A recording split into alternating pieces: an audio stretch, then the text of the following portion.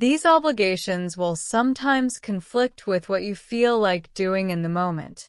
But it's precisely through meeting these obligations, through honoring your commitments even when it's difficult, that you build character and create meaning.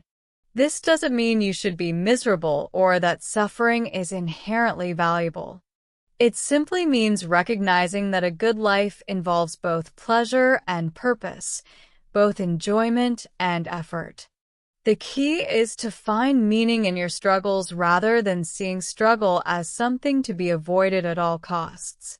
When you shift from pursuing happiness to pursuing meaning, you become more resilient.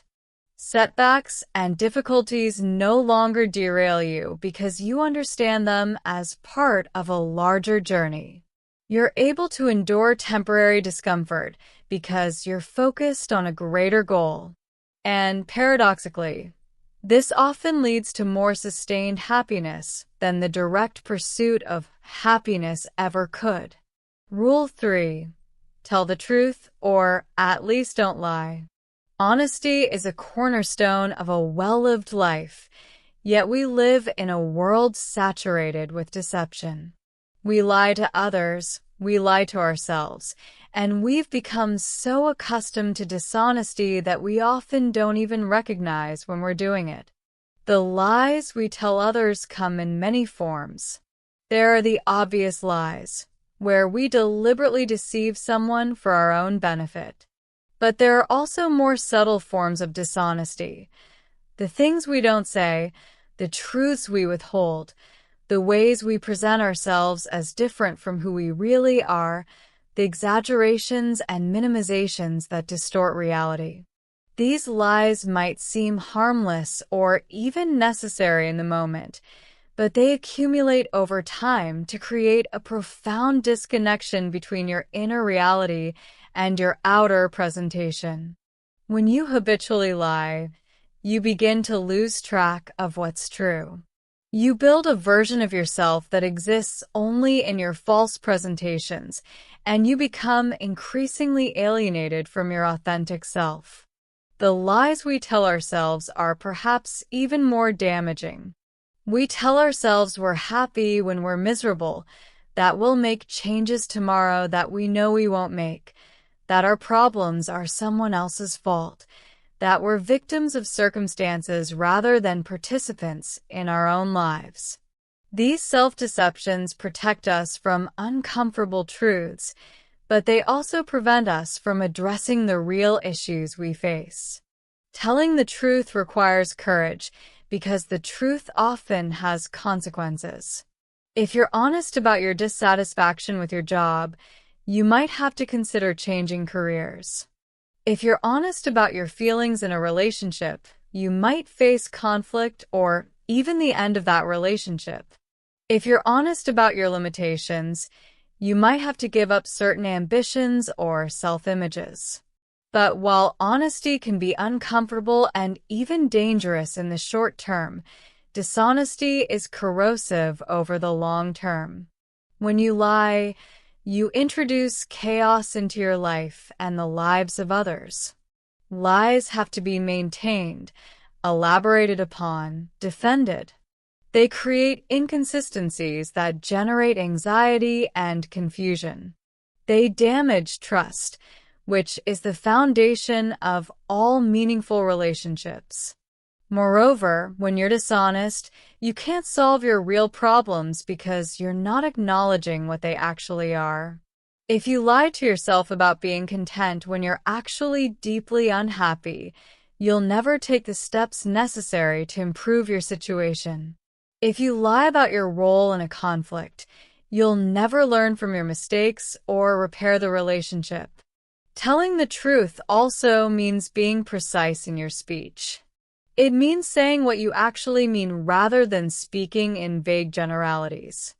It means being willing to articulate difficult thoughts and feelings rather than hiding behind platitudes or avoiding challenging conversations. This doesn't mean being brutally honest without regard for others' feelings, nor does it mean sharing every thought that crosses your mind. There's a difference between honesty and cruelty, between discretion and deception. You can be truthful while also being tactful, kind, and considerate of appropriate boundaries. The philosopher Jordan Peterson has emphasized that truth-telling is a form of faith in the resilience and ultimate beneficence of reality. When you tell the truth, you're betting that confronting reality as it actually is will lead to better outcomes than living an illusion, even if the truth is initially painful or inconvenient. Start with small truths.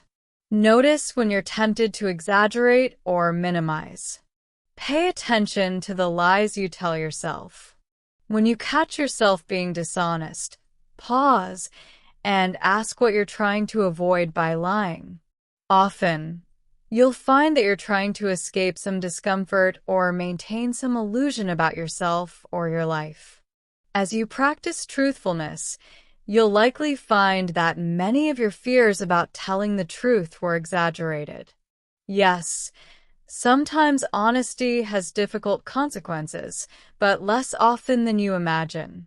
And even when truth-telling is hard, it builds trust, clarity, and integrity that make everything easier in the long run. Rule 4. Compare yourself to who you were yesterday, not to who someone else is today. We live in an age of constant comparison. Social media presents us with an endless stream of other people's achievements, possessions, experiences, and curated lives. It's easy to look at what others have accomplished and feel inadequate by comparison. But this comparison is both unfair and destructive. When you compare yourself to others, you're comparing your internal reality, which you know intimately in all its messiness and difficulty, to their external presentation, which is carefully selected and edited. You're comparing your beginning to their middle, your struggles to their successes, your weaknesses to their strengths. Moreover, you're comparing yourself to people who started from different places, with different advantages, different challenges, different goals, and different values.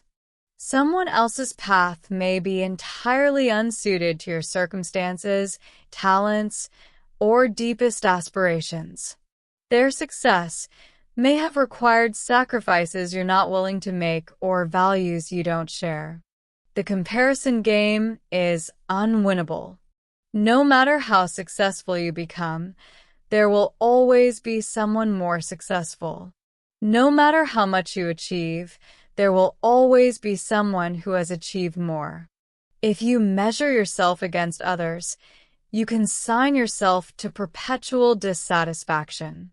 A healthier and more productive approach is to compare yourself to who you were yesterday, or last month, or last year. Ask yourself, am I better today than I was in the past? Am I making progress, even if it's slow? Am I moving in the direction I want to go? This approach has several advantages. First, it's actually useful. When you compare yourself to your past self, you can identify specific areas where you've improved and specific areas where you've backslid. This gives you concrete information about what's working and what isn't, which allows you to make better decisions going forward. Second, it's fair. You're comparing like to like, same person to same person, same circumstances to similar circumstances. You know the full context of both the before and the after.